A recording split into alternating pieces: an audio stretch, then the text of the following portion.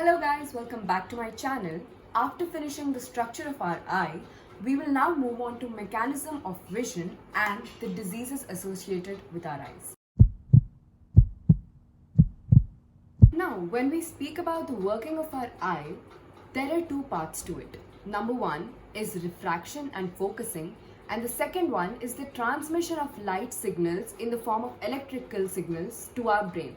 So when we look at the first part, that is focusing of light, we look at these areas. So first comes the cornea, the conjunctiva, the vitreous humor and aqueous humor, and most importantly our lens. So all these membranes, they have a specific refractive index, and whatever light enters the eye through the pupil is refracted again and again in order to be focused on our retina at one spot. And now our retinal layer looks something like this. And with the help of all these cells, our retina transmits these light signals into electrical signals.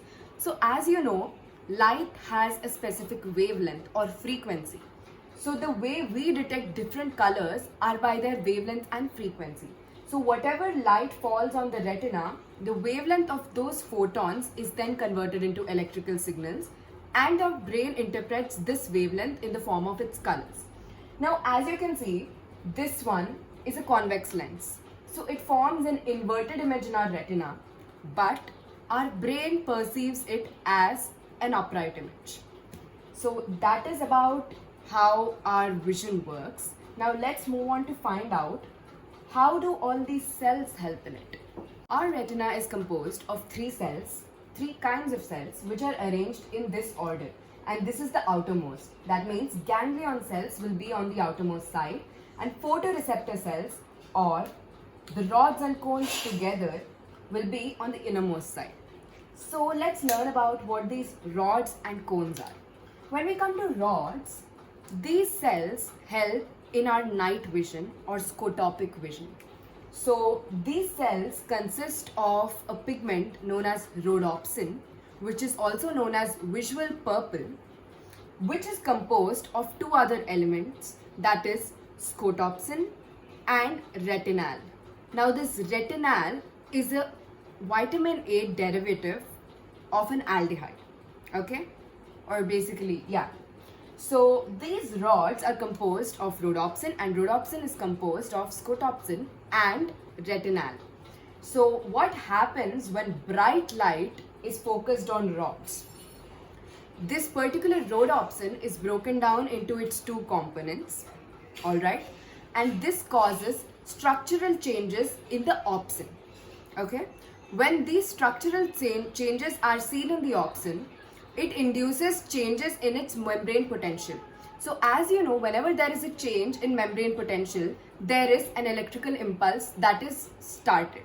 So that way, neurotransmitters are released, electrical impulse is started, and this electrical impulse reaches the visual cortex of our brain. And the visual cortex of our brain is present in the occipital side of our brain.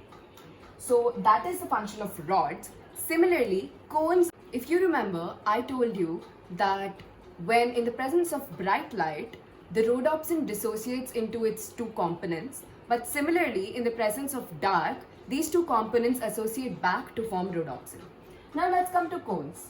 So similar to rods, cones are made up of iodopsin, which is also known as visual violet, okay? And this iodopsin is again composed of photopsin and retinal. Now when we come to the differences between rods and cones are used to see stuff or detect light during the day. It's composed of three different kinds of photoreceptors for red, blue and green light respectively. And when it comes to rods, they are used to see stuff in the night, okay? That is because rods have higher sensitivity. And what I mean by higher sensitivity is that even if it's a single photon of light, rods can detect it. And when we also talk about the number of rods and cones, the ratio is about 20:1. So there are 20 rods for one cone. So that is it about rods and cones. You know that cones detect normal light, that is in the morning. It has three spectral ranges, red, blue and green. And rods detect light in the night with higher resolution. So yes, these are rods and cones. So when light falls on these, The changes in the membrane potential due to the change in structure of opsin sends in an electrical signal with the help of neurotransmitters into the bipolar cells. Now these bipolar cells take the signal from here and transmit it from here to the ganglion, and the ganglion cells finally take all these nervous impulses into the optic nerve, from where it reaches the visual cortex that is present in our occipital lobe. Now there are two spots that we have to talk about.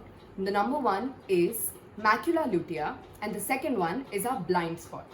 Now blind spot, as you can figure out from the name, it's that spot on the retina where light falls but cannot be detected. And obviously, using logic, it's that spot from where our optic nerve starts. So at this point, whatever light falls is not detected because there is no layer of retina here.